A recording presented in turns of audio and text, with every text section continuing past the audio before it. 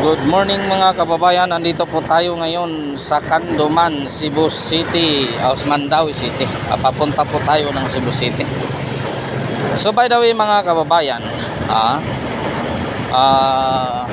magko-comment po tayo. So napakalaking issue ito mga kababayan na kailangan natin na bigyan ng pansin. So by the way mga kababayan, hindi pa ka na-subscribe sa aking channel, pa-subscribe naman. So friends, to all my favorite friends, if you like my channel, please subscribe, like and share my video. Pero kung hindi naman, kung mabigat sa inyong kalooban, salamat sa pagpanood niyo sa aking channel mga kababayan. Ito lang masabi ko, salamat sa inyong tulong. By the way mga kababayan, magko-comment po ako. Ngayon mga kababayan, napakalaking issue itong basura sa ating bansa. Napakalaking issue ito. Bakit? Kasi paulit-ulit na mga promises natin sa lahat ng mga presidente na si Tatay Digong lang talaga mga kababayan ang ating inasahan talaga doon. Gumaganda ang ating buhay at environment natin. Bakit? Ang lahat ng mga gawain ipinaubaya na sa mga sekretaris. Anong sabi ni Tatay Digong na siya pa ang nasa pwesto? Itinalaga ko kayo dahil nagtiwala ako sa inyo. Gawin nyo ang gusto ninyo sa inyong departamento. Alam nyo naman, hindi ako gusto ng korupsyon. Pag nalaman ko na may korupsyon, mag-resign na lang kayo. Yun mga kababayan, hindi yung every zona, every secretaries nag-report ng mga accomplishment. Ngayon iba mga kababayan, yung mga sekretary nila busy sa paggawa ng budget, tapos busy sa pagbigay ng report na ito daw ay tapos na. 5,000 plus ang natapos nila na drainage sa buong Pilipinas.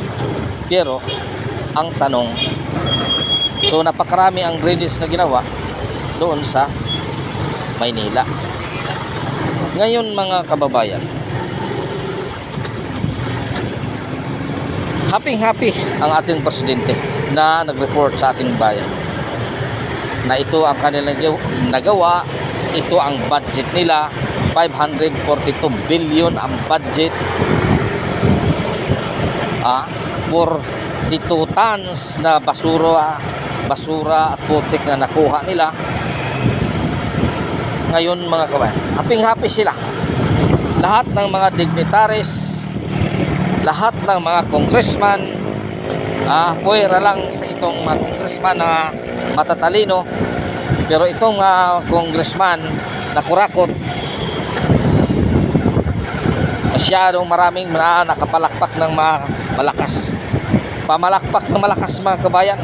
Ito ang accomplishment ng aming presidente. Ngayon, pagdaan ng 3 araw, bumaha. Buko mga kababayan. Buko ang kailan accomplishment report sa tupa. Ibig sabihin walang nagawa. Itong report nila ay walang laman. Ang mas malaki ang laman, ang bulsa, kaysa trabaho sa project na ginagawa nila.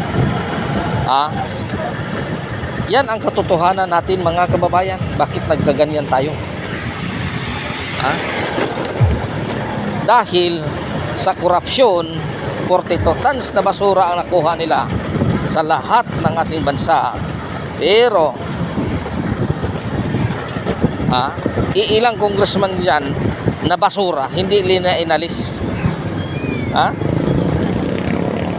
So paano ka makagagawa ng mabuting project kung mayroong mga basura dyan sa Congress at sa Senate? Paano mo gagawin yun? Ibig sabihin, yung suna mo at yung report mo sa taong bayan ay ningas kugon. Yung report mo ay ningas kugon. Bahala na. Di ba? Ilista lang ito sa tubig. Itong report mo ay nililista sa tubig, ngayon bumaha, nawala. Tabla ang 540 billion na budget. Saan napunta? Ito ang ito ang katanungan mga kababayan, bakit nagkaganyan ang ating bansa? Bakit nagkaganyan ang ating bansa? Dahil sa mga korap na mga tao. Pero bawat distrito, bakit sila nanalo? Ang tanong, bakit sila nanalo? Kasi pera ang hinahabol nila.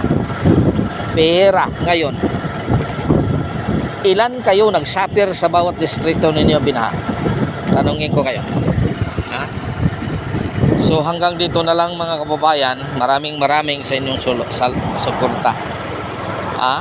Maraming salamat sa mga suporta ninyo sa akin. Sa lahat ng mga subscriber ko, salamat sa inyong suporta. Sana hindi kayo magsawa sa panood sa aking channel. To all the people around the world, I hope you are enjoy while watching my channel. And I hope don't miss it to subscribe my channel, like and share on my to my video.